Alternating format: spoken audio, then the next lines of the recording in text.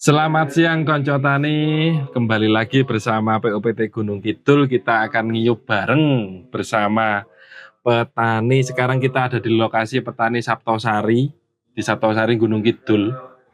Kita ketemu dengan Pak Joko Prandono. Pak Joko Prandono. Niki teng wilayah pundi niki, Pak? Desa Jedes, Kecamatan Saptosari. Jedes. Niki nanam napa sak niki? Saat niki nanemnya cabai, Mas. Cabai sama sayur-sayuran. Pripun pengalaman ini nanam keberapa niki, Mas? Baru pertama kali. Baru pertama kali. Oke. Jadi kemarin ini kan kelompok, Mas. Jadi ini dikelola sama kelompok dari penggunaan dari dana desa, alokasi dana desa untuk ketahanan pangan. Kaitannya ngoten nggih. Siap. Pripun terus? Makanya ini baru pertama kali ini nanam cabai dan termasuk sedikit sayur-sayuran. Kedepannya mungkin nanti biar bisa lebih baik lagi. Pripun kesannya nanam cabai itu budidaya Lombok itu? Yang jelas agak pusing, Mas. Agak pusing. Ya, memang seperti itu. Oke. Mas, banyak permasalahan. Mulai dari pengolahan lahan sampai sekarang perawatan tuh banyak kendala di kita. Kalau boleh tahu, ini nanam cabai yang pertama atau yang sudah berapa kali? Baru pertama kali. Baru pertama kali langsung nanam cabai. Langsung melawan musim. Langsung off season.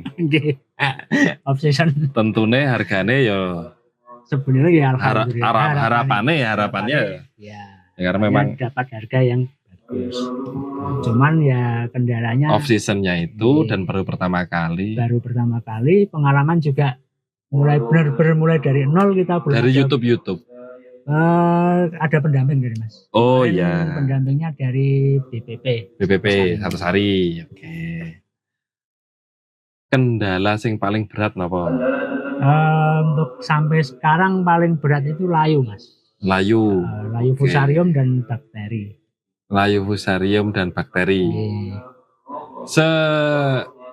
Yang kemarin.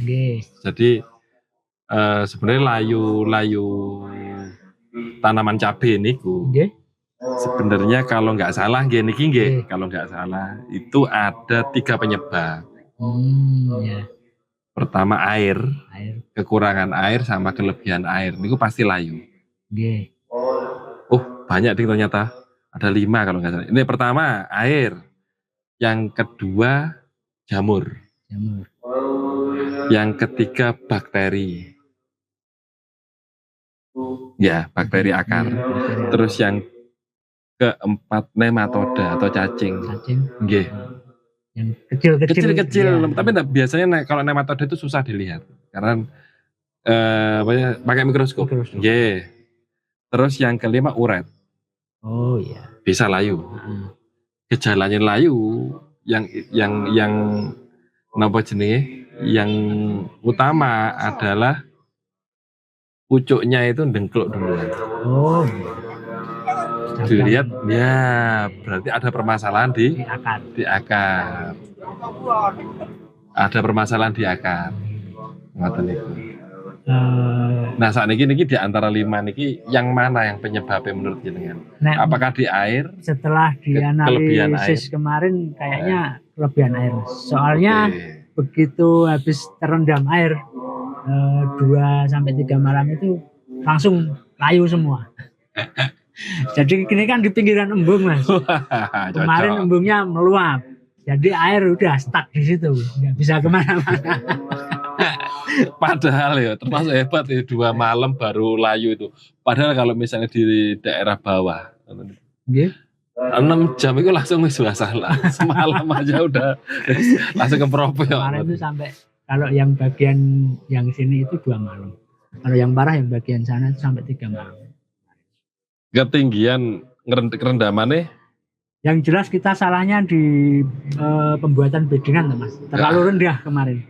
Jadi bedengan itu benar-benar kerendam habis. Rendam air bedengan.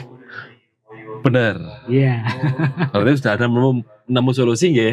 Nggih. Antisipasinya kalau misalnya off season, artinya off season berarti telogone kebak. Nggih. Nah, itu Yang nanti, bener bedengannya seberapa tingginya? kemarin setelah kita mencari referensi itu ya minimal 40 cm lah minimal. Oke. Tapi di sini kemungkinan harusnya minimal bisa 60. 60 atau lebih. Jadi permasalahan air itu kenapa bisa menyebabkan layu seperti ini nggih Pak nggih? Nggih. Iki bedengan nggih? Nggih. Iki berarti bedengan. Nggih. Iki bedengan. Oke. Kadang-kadang petani nguyak seperti namanya jenengan, Nggih. nguyak populasi, Iya, dia nancepnya pinggir. ya betul. Otomatis oyote akare gantung, Nggih. Nggak menyebar. nggak terlindungi sama akar. Karena apa? Karena ketika dia di sini, maka nanamnya di sini, maka oyote ketika dibuka mulsane pasti ada putih-putih. Oh iya. Nah, Di pinggiran itu rawan kalau misalnya kena rendaman air. Nah, solusinya gimana? Ketika seperti ini bedengannya enggak usah lebar-lebar, 80 aja atau 60 enggak apa-apa, tapi ditanam di tengah. Dirapetin populasi nih, jarak tanamnya dirapetin. Nanti ajire begar. Oh. Nah, nanti ketika itu ditarik keluar tanamannya. Akar aman, populasi aman. Nggih. Oke ya. Jadi ini tengah ngeten iki. Iya. Ini tengah, satu jalur, satu garis. Ya, garis tengah. Nah, nanti ini ditanam, jaraknya 40 ya. 40 apa ya 50 lah, 50 40. Nah, terus kemudian ajirnya nanti begar. Nah, nanti ini ketarik ke sana, ke sini, ke sana. Itu lebih aman. Karena niki ketika amannya kenapa? Ketika ini mulusane diangkat, akar masih belum nampak. Nggak beda dengan yang di pinggir. Iya. Ya itu salah satu kita belum paham kan itu Mas. Mungkin enggak apa-apa. Belajar enggak apa-apa. Ya, pertama yang itu yang 11 itu udah mulai pengolahan lahan, rencana juga tanamnya di tengah besok. Oke. Kanan kiri. Udah enggak kanan kiri. Bedengannya enggak usah lebar-lebar, kecil aja enggak apa-apa. Nah, itu kendalanya air. Ya. Nah, sekarang kalau jamur kan berarti kan layu disebabkan air toh tadi. Oke. Nah, sekarang layu disebabkan jamur. Kalau jamur itu tanda-tandanya seperti apa? Saya masih kurang paham soalnya. Oke, kalau air tadi itu kan kelebihan air pasti ada rendaman toh Pak. Kalau jamur niku kalau dilihat dari akarnya itu berwarna, kalau dicabut akarnya berwarna coklat. Coklat kehitaman Nggih. Gelap, coklat gelap. Terus mengering. Kalau bakteri belonyo, membusuk. Jarang kalau di sini jarang bakteri. Kalau wilayah Saptosari Gunung Kidul jarang bakteri. Rata-rata oleh jamur. Nah, jamur ini jamur fusarium. Jamur fusarium artinya jamur tular tanah. Jamur yang ada di dalam bedengan ini. Dia menyebar melalui air. Seperti itu. Jadi perkembangannya kalau musim hujan gini cepat ya Mas. Apalagi dilep lebih cepat. Nah, antisipasi ini pripun? Ya itu kita belum menemukan solusi yang jitu untuk antisipasi seperti itu. Kalau dari kita mungkin cuma mengandalkan trichoderma. Oke, terus. Jadi antisipasi awal di trichoderma. Oke. Trichoderma adalah kan jamur ya? Jamur yang melawan fusarium tadi, yang melindungi tanaman itu. Oke, tapi nah sayangnya kekuatan trichoderma itu trichoderma memang jamur kuat, tetapi daya jelajahnya fusarium ini yang sangat masif. Gitu. Kalau ketemu kalah pasti fusarium, tapi kekuatannya trichoderma ini daya jelajahnya masih rendah. Biasanya pengalaman kulo niku kita spesifik lokal. Yang perlu ditanam adalah jamurnya adalah di dalam tanah, nggih Pak nggih. Nggih. Dalam tanah. Kemudian dia menyerang. Kalau kena layu fusarium, dia tidak mungkin menyerang satu hamparan langsung. Wes, Iya. pasti dimulai. Nggih. Iya. Pasti dimulai dari satu tanaman ini dulu. Terus yang terdekat Dekat merembet gitu. Iya, betul. Kalau air langsung Langsung habis kalau air. Nah, kalau saya penanganan fusarium itu dari awal titik sumbernya ini. Jadi tidak perlu saya itu triko semuanya lahan untuk mengirit, untuk ngirit. Tidak semua saya triko, tapi saya nanti pengamatan letak mana jamur fusarium itu ada, dihajar pakai triko dengan dosis tinggi. Berarti itu misalkan satu yang udah ada tanda-tanda ya, layu itu, ya pucuknya dingkluk, itu dikocor triko dosis tinggi. Terus yang samping kanan kirinya itu perlu nggak? Harus ya? Nah, itu gunanya. Di sini sakit, sehat, ya. Gitu ya? Yeah. Sehat, iya berarti ya. Sakit, sehat, gitu. Ya. Nah, yang dikocor, yang disiram yang mana? Semua ini. Jadi perbatasan antara yang sakit ini. Berhasilnya kita ketika yang sehat ini nggak jadi sakit. Nah, itu baru berhasil. Kalau yang sakit jadi sembuh, ya berarti 50-50 lah. Istilahnya menahan si fusarium itu di tempat itu saja, itu udah cukup. Efektifnya seperti itu. Daripada saya mengaplikasikan trichoderma satu lahan. Boros. Saya palingan satu, ya kalau misalnya tempat jadi 5 liter air, ember niki loh, ember bangunan, saya kasih 1/4 gelas aqua trichoderma sama 1/4 tetes tebu, diaduk, saya kocor atau saya siram di 1 meter persegi. 1 meter persegi mawon. Nah, itu di situ aja. Di situ. Oke, itu yang pertama. Lu Mas, triko wis ramempan, jebol ibaratnya kan gitu kan. Ya pilihannya 2. Pakai triko lagi yang dosis tinggi, lebih ditinggiin dosisnya, atau menggunakan fungisida. Fungisida yang protektif, yang ibaratnya sebelum yang sistemik. Yang protektif. Artinya apa? Membunuh secara langsung. Ya, yang ada di tanah itu. Disiram, tetap pakai siram, jangan disemprot. Nangani layu itu jangan disemprot. Harus disiram. Boleh kalau misalnya gini, pertimbangannya fungisida itu, saya pakai fungisida itu karena apa? Kelembaban tinggi. Terus napa jenenge niku? Airnya macak-macak terus. Nggak bisa dikontrol ngoten gitu. Air macak-macak terus, kelembaban tinggi, terus mantan niku apa ya? Risiko rawan kena apa sih ini? Lep lagi. Apa ya istilahnya? Diairi lagi, kerendam lagi. Nah, itu risiko pakai fungisida langsung.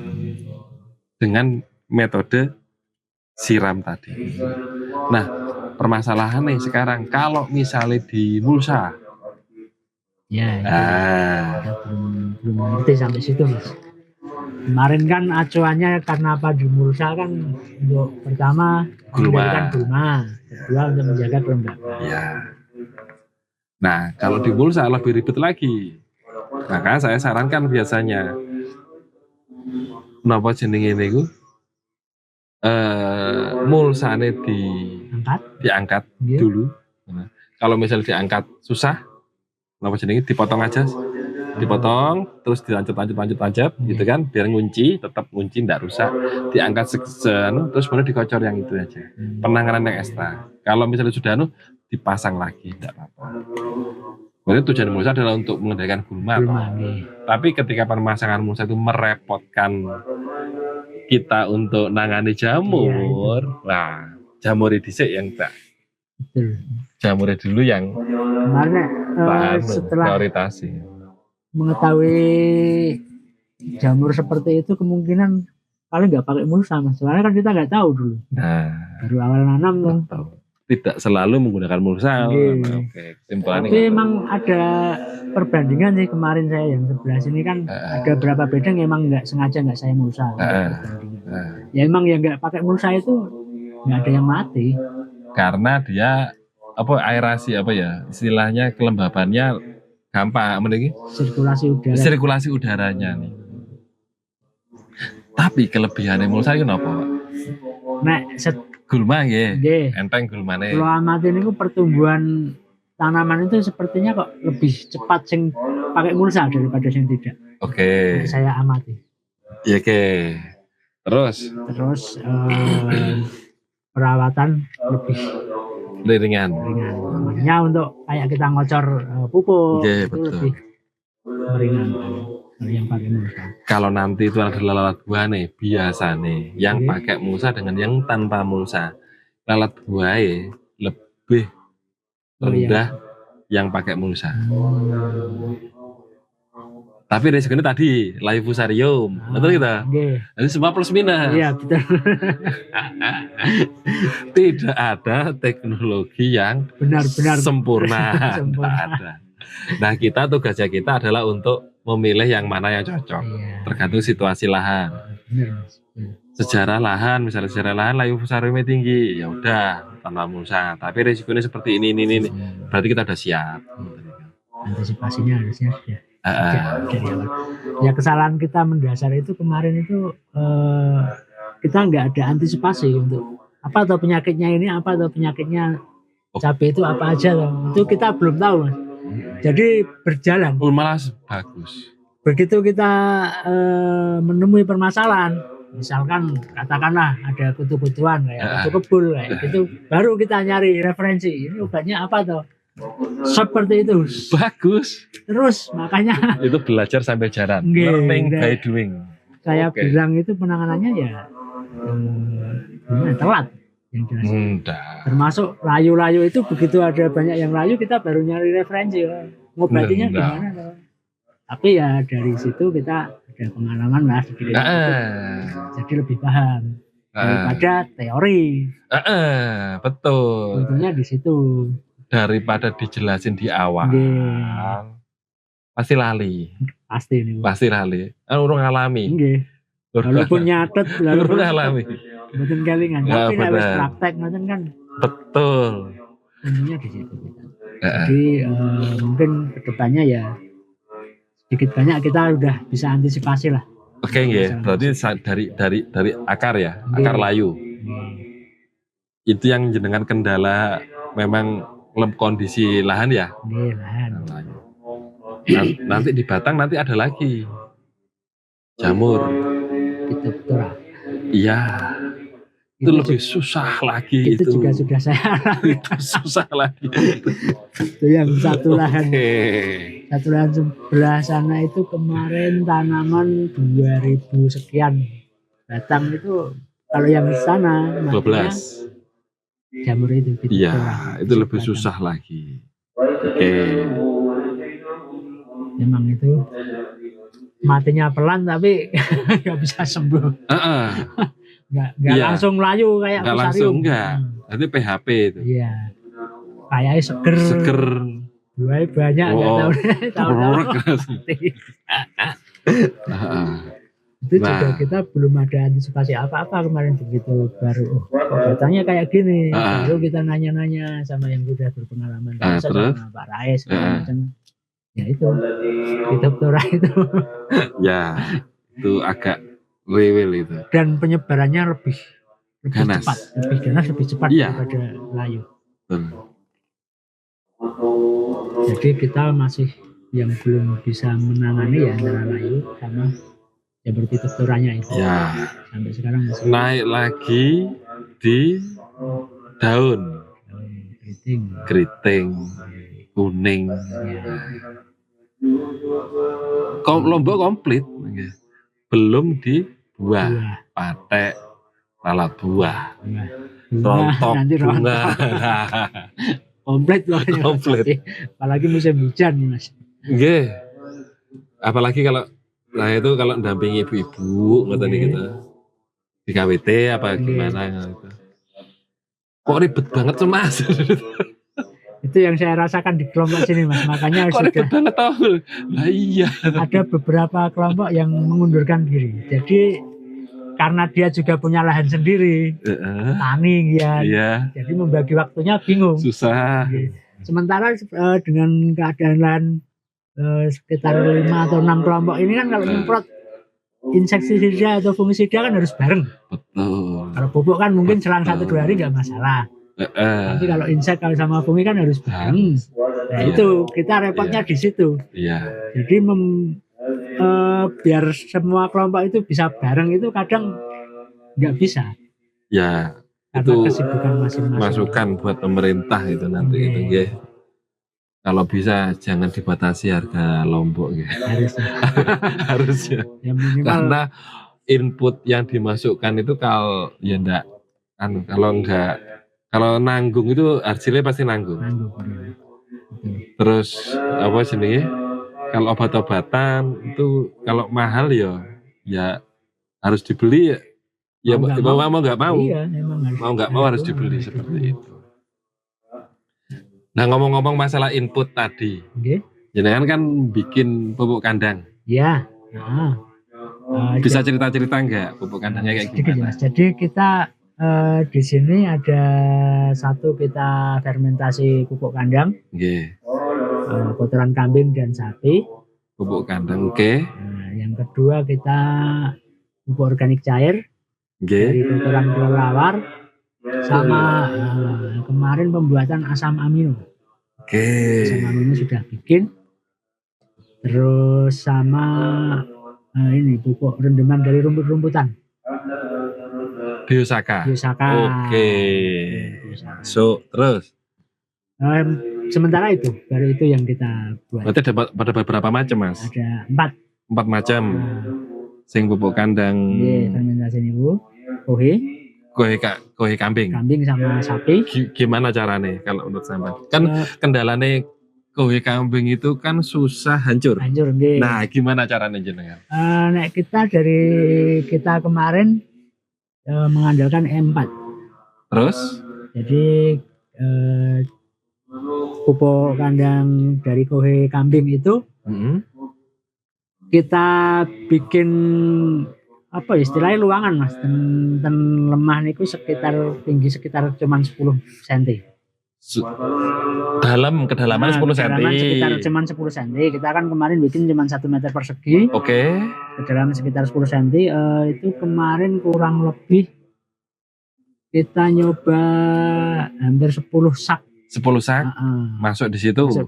Terus kita kocor pakai E4 sama molase. Kita tutup rapat pakai terpal. Itu fermentasi kurang lebih 4-5 minggu. Wow, panjang banget ini. Terus? Jadi setiap 1 minggu sekali kan kita buka. Jadi kita cek kelembapan sama suhu. Bagus. Nanti kalau suhunya benar-benar udah dingin itu di kisaran 4-5 minggu itu baru suhunya stabil. Oh. Kelembapan juga sudah stabil dan kohenya itu udah hancur. Empur. Ini pengalaman dari Pak Joko ini ngolah karena banyak sekali kohe kambing itu susah hancur terus digiling. Kalau kita nggak merekomendasikan. Nah. Kalau digiling kita nggak merekomendasikan. Karena sebenarnya hanya berubah bentuk tapi tidak berubah terfermentasi dengan iya. Makanya kenapa kita kemarin fermentasi sendiri karena kita juga ragu kalau kita beli itu benar-benar terfermentasi benar apa enggak hasil gilingan. Nah, kita kan nggak tahu Mas. Betul, okay. Makanya kita sebisa mungkin Ya, betul. Nah, setelah itu kuhe kambing, terus yang kedua Yang kedua kita pupuk cair. pupuk cair yang asam amino dulu. Oh, asam amino. Ya, Oke, asam dulu. amino. Asam Bikinnya amino. dari apa aja? Kemarin bahan utamanya dari kotoran ikan, Kotoran kolam ikan. kotorannya ikan. Oh, gimana Jadi, caranya? Kotoran ikan kemarin 1 kilo. Kotoran Bahan. ikan belinya di mana? Bakul iwak mas. Bakul iwak. Cuman karena kemarin kita butuhnya cepet-cepet, kan karena kemarin ya ibu-ibu ngumpul kelompok pengen tahu semua kan. Jadi kita beli kotoran ikan lele. Jadi di tukang pecel lele kita ngambil, bukan beli sih ngambil. Limbah. Limbah Oh, ikan. Limbah kotoran ikan itu. Kotoran ikan artinya apa? Telek iwak lah mas. Oh, ada. Ada. Oh ya wes, oke. Itu kemarin kan itu bahan utamanya. Sama nanas, daun pepaya, terus cuka, sama susu krim. Indomelek. Untuk menambah proteinnya kan. Oh. Itu. Jadi kemarin itu untuk 15 liter air kita menggunakan kotoran ikannya 2 kilo, terus gula merah 1 kilo. Oke.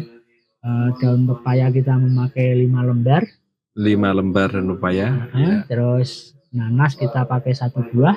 1 buah nanas, ya. Sama cuka yang 100 ml. Oke. Nah, itu kemarin kita bikin 2 mas, 2 perbandingan. Jadi yang satu kita pakai E4, yang satu enggak.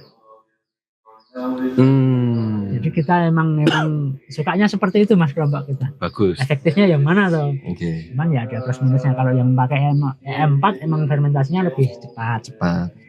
Cuman kalau efektifnya saya lihat itu sepertinya kok bagus yang nggak pakai E4, cuman agak lama. Yang pakai ramuan tadi itu. Kalau yang pakai E4 itu kan baunya masih kotoran ikan tuh masih agak menyengat. Oh. Tapi kalau yang nggak pakai malah bagus banget, baunya udah kayak bau tape. Pengaruh dari kalau E4 kan murni bakteri nih. Bakteri. Kalau yang nggak pakai E4 berarti pakainya nanas sama daun pepaya itu. Oh, pengurainya di situ mungkin gitu. Ya mungkin. Cuman prosesnya emang itu agak lama. Kalau yang nggak pakai E4 itu sampai 3 bulan. Oh. Sampai 3 bulan itu baru persiapannya ya panjang ya. Nah, yang pakai E4 itu sebulan setengah kita udah bisa aplikasi.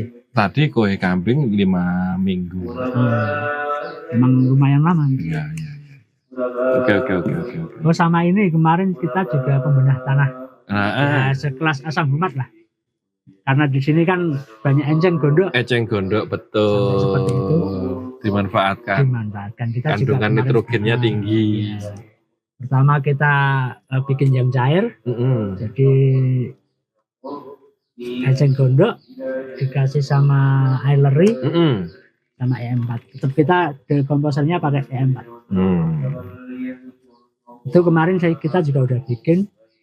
Kalau komposnya ini baru rencana mas. Kompos ini mau kita komposin juga. Besok kan yang ini mana? Rencana mau dibersihan. Eceng gondok ini. Oh, dibikin pupuk hijau. Pupuk daun, ya pupuk hijau. Nabati. Jadikan kompos. Rencananya seperti itu. Cuman kan kita waktunya belum ada juga. Nah, ini kan agak berat tuh mas. Iya, kalau kompos itu saya pernah hitungan. Lama banget gitu. Posisi juga lebih mudah kotoran hewan daripada ya. Nah, ini kan paling memakan waktu bisa sampai 3 bulan juga. Lebih lama bisa nih. Iya. Tapi ini baru rencana besoknya. Terus yang kalau kompos itu pakai itu lebih bagus ya. Apa? Rumen sapi. Oh, air kencing. Bukan, rumen. Rumen itu apa ya? Sing ning lambungnya loh, Mas, babat. Oh, iya. Nggih. Nah, itu kan bakteri. Usus. Iya. Itu dimasukin ke situ. Itu juga pengurai. Itu yang kenapa kok kotoran hewan lebih cepat menjadi unsur hara Nggih. terurai Oh, gara-gara bakterinya itu. iya. Nanti kita bisa. Oke, dicoba Nyoba. ya. Oke, pakai rumen itu. Oke. Oke, Terus untuk pembuatan yang biosaka. biosaka. Nah, kalau biosaka saya rasa lebih simpel sih itu. Lebih simpel, lebih cepat. Tapi milih bahannya harus teliti. Ya. Cuman kemarin kan dari referensi yang mengajari ke kita, Heeh. itu yang paling utama itu rumputnya sehat, Nah, itu yang susah. yang pokok itu. Jadi Heeh. pertama daunnya komplit, nggak ada daun yang keriting, nggak ada daun yang layu seperti Iya. itu. Dan minimal itu kan minimal 5 jenis rumput. Nah, Minimalnya itu 5 jenis. Tapi kalau rumput kan sini juga banyak. banyak. Alhamdulillahnya banyak. Iya. Jadi saya rasa itu paling mudah, Paling simpel. paling simpel Oke. dan paling cepat. Paling Itu cepat. juga seminggu sudah bisa diaplikasi. Iya. Oke, Mas Joko, ini konco tani kalau misalnya nanti komennya banyak, Nggih. view-nya banyak ini, permintaan tadi yang diterapkan Pak Joko nanti kita bisa bikinkan konten nggih. Oke, Ini, siap. Barangkali ada yang pengen Pengen tahu cara-caranya seperti ya, apa? kita belajar bareng. Bareng nggih. Oke, siap nggih. Terus itu berarti kan pupuk kandang, berarti Pupuk jenengan nggih. pupuk-pupukan yang jenengan modifikasi supaya nanti semurah mungkin gitu. Nggih. Ya, intinya itu bisa menekan harga seminimal mungkin lah. Tuh. Karena juga harga jual cabai kita kan nggak tentu. Fluktuatif gitu, betul. Bisa kan menekan harga seminim mungkin. Ini saran saya, Nggih. kalau misalnya untuk menanam cabai harus tahu harga pasar Ya. Itu kita dan bisa jadi dukun prediksi. memprediksi sekiranya ini 2 minggu ini wah ini harganya Ya, munggah ini kita kemarin ya harus input yang ekstra, cuman dari grup-grup ya para petani gitu nanti informasi. spekulasi harus kuat, harus berani. Oke. Okay. Nanti kita Soalnya gini Mas, pengalaman ini bikin tanaman sehat itu bisa, kita bisa bikin, tapi bikin harga yang ya itu. bagus itu kita nggak bisa. Nggak bisa apa-apa. Nggak bisa. Ketika ada kesempatan hajar langsung digenjot. Makanya kita kemarin kenapa kalau dibilang melawan musim kita nanam cabai ya, Iya. harapannya cabainya bagus, harganya pas dapat di harga terbaik. Oke, siap. Itu. Oke. Tapi intinya enggak kapok kan? Oh enggak, tetap semangat kita Mas. Siap, semangat. Alhamdulillah tetap semangat. Ya, begitu saja. Nah, nanti ini disambung lagi konco tani. Untuk sementara nanti kita lihat-lihat tanaman Mas Joko seperti apa di persiapan lahan yang akan datang. Nggih. Nggih. Oke. Nggih, matur nuwun Mas Joko. Sami-sami Mas. Nggih. Terima kasih Rawul Nggih. pun. Nggih. Matur nuwun ilmunya juga. Nggih, sampai-sampai. Banyak Ya, berbagi. selamat jumpa.